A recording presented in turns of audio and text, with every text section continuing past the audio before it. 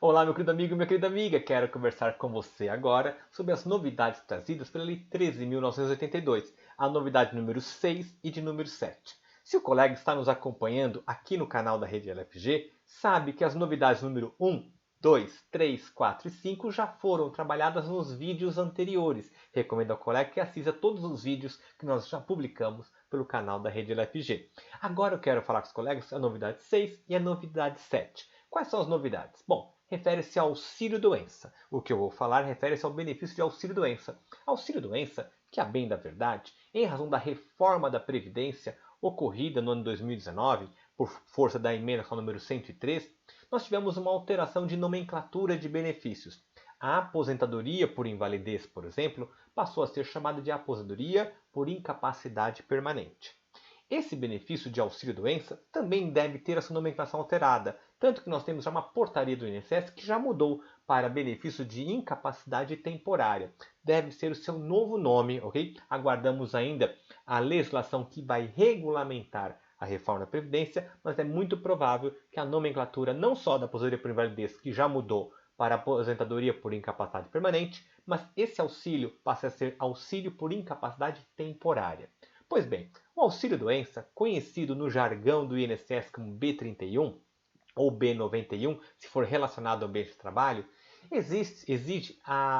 tem a necessidade de que haja uma perícia médica junto ao INSS. O requerente, o segurado requerente, deve se dirigir a uma agência do INSS, onde o médico perito federal deve fazer uma análise da sua situação, uma perícia médica, para constatar se de fato existe incapacidade laborativa. Pois bem, o colega sabe que, em razão do Covid, do coronavírus, as agências do INSS estão, nesse estado de emergência e calamidade que vivenciamos, fechadas. Pois bem, como realizar essa perícia? Claro, é uma grande incógnita, mas as pessoas precisam da análise do benefício. Portanto, a Lei 13.982 trouxe algo muito bacana, o que? Deve ser concedido um salário mínimo pelo INSS a esses requerentes de B31, de B91, que é o auxílio-doença. Então deve ser concedido um salário mínimo mensal até que o INSS consiga equacionar a análise desses requerimentos, perfeito? Então por 3 meses vai ter assegurados os requerentes um salário mínimo mensal.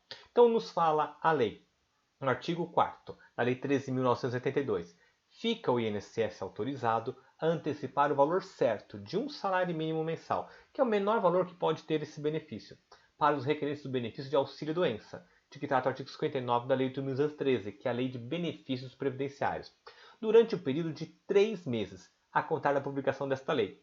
Essa perícia que deve ser realizada pela Perícia Médica Federal, que vai determinar se haverá direito ou não ao benefício, mas enquanto ela não se realiza, um salário mínimo mensal.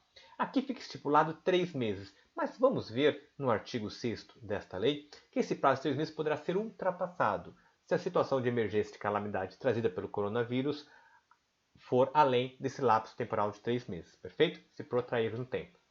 O artigo 4º, no parágrafo único, esclarece que para que haja antecipação desse um salário mínimo mensal, enquanto não se concretiza a análise desse requerimento de auxílio-doença, deve ser comprovado e analisado pelo servidor público a satisfação do requisito chamado carência, que é o número mínimo de contribuições necessárias, que, por regra, são 12 contribuições. Já tenha satisfeito o requisito de carência de 12 contribuições. A segunda exigência é de que haja um atestado médico, ser juntado no procedimento administrativo digitalizado, deve ser juntado um atestado médico, ok? Com os requisitos e formas de análise serão estabelecidos em um ato conjunto que ainda não temos, será publicado em breve esse ato regulamentar. Então, satisfeitas essas duas condições, a carência e haja um atestado médico comprovando a incapacidade, fará jus a essa antecipação mensal de um salário mínimo. Um ato interessante diante da situação que estamos vivenciando de calamidade, de emergência por conta do coronavírus. Perfeito? Pois bem, temos a novidade agora de número 7. A novidade número 7 abarca as empresas, os empregadores, os tomadores de serviços. Então, as empresas têm necessariamente que satisfazer o pagamento dos primeiros 15 dias de afastamento do seu empregado por motivo de incapacidade laborativa. Então, antes do INSS começar a pagar um auxílio-doença, é a empresa que deve satisfazer os primeiros 15 dias do afastamento do seu empregado. A novidade trazida aqui pela Lei 13.982 é autorizar a empresa que deduza o que ela está antecipando ao empregado nos primeiros 15 dias, esses valores, das contribuições previdenciárias, chamadas cota patronal, que ela, empresa, fica obrigada a pagar aos cofres públicos. Então veja só, qual é a novidade que nós temos aqui? Artigo 5º da Lei 13.982.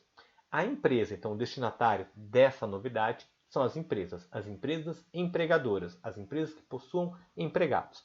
A empresa poderá deduzir do repasse das contribuições da Previdência Social, ou seja, sua cota patronal é a contribuição que a empresa deve pagar mensalmente para a Previdência, observado o limite máximo do salário de contribuição, que é o máximo para o qual deve-se contribuir para a Previdência o empregado, o valor devido no parágrafo 3º do artigo 60. O parágrafo 3º do artigo 60 refere-se à obrigação dada à empresa de satisfazer o pagamento dos primeiros 15 dias consecutivos de afastamento do seu empregado. Então o INSS só entra em cena, o INSS só passa a pagar o auxílio-doença a partir do 16º dia, porque os 15 primeiros são encargos atribuídos à empresa, ok? Pois bem, esses 15 primeiros dias a empresa vai fazer o pagamento, porém, nessa situação, a do Covid-19 autoriza a legislação que a empresa possa deduzir esse valor que pagou o empregado das contribuições previdenciárias que ela deve à Previdência. Portanto, quem vai pagar os 15 primeiros dias será a Previdência. A empresa só vai operacionalizar, vai disponibilizar os valores ao seu empregado, mas vai deduzir essa quantia das contribuições previdenciárias que a empresa deve para a Previdência.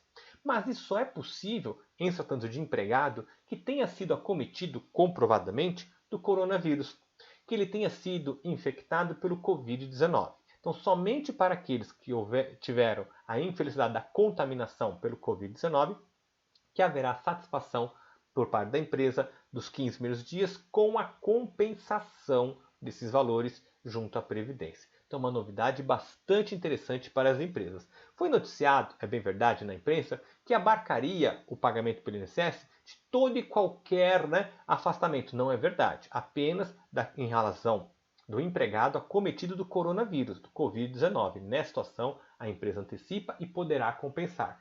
Nas outras situações de incapacidade laborativa, que não seja pelo motivo de infecção do vírus, do coronavírus, nessas situações a empresa vai ter que antecipar os 15 primeiros dias, porque é a determinação legal do artigo 60 da Lei 8.213, porém não vai poder fazer a compensação junto com o pagamento de suas contribuições previdenciárias.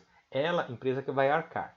Porém, conforme visto, se foi infectado o seu empregado pelo Covid-19, ela vai poder abater das contribuições previdenciárias. Quem vai responder, portanto, com o pagamento será a Previdência. Perfeito?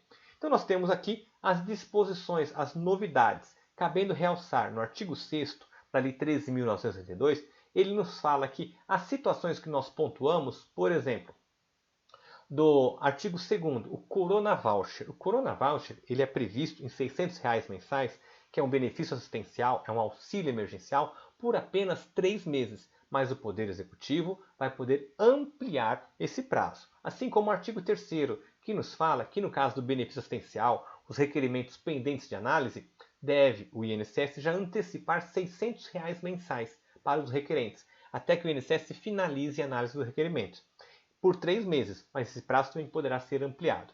O artigo 4º nos fala do auxílio-doença. O auxílio-doença, pendente de análise de requerimento, nesses casos, o requerente terá direito a um salário mínimo mensal, conforme nós vimos, se comprovada a carência e houver um atestado médico declarando a sua incapacidade.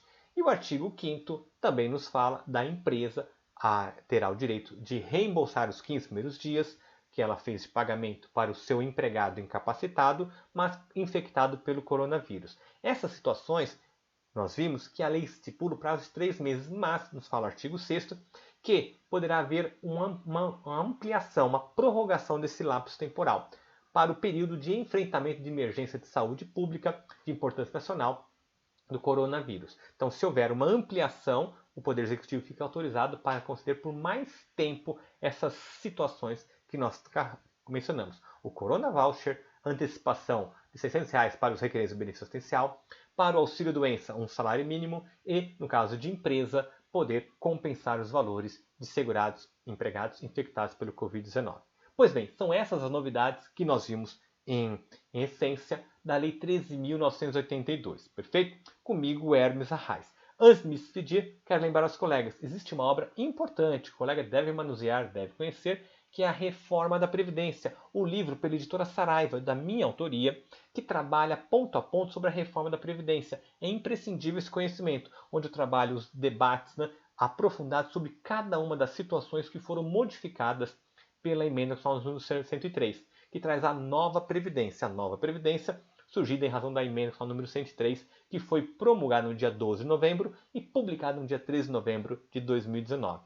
Quero agradecer demais a atenção dos colegas e convidá-lo para me seguir lá no Instagram, Hermes Arraes Alencar, bem como a minha fanpage lá no Facebook, Professor Hermes Arraes. Aguardo os colegas, bons estudos, forte abraço e sucesso!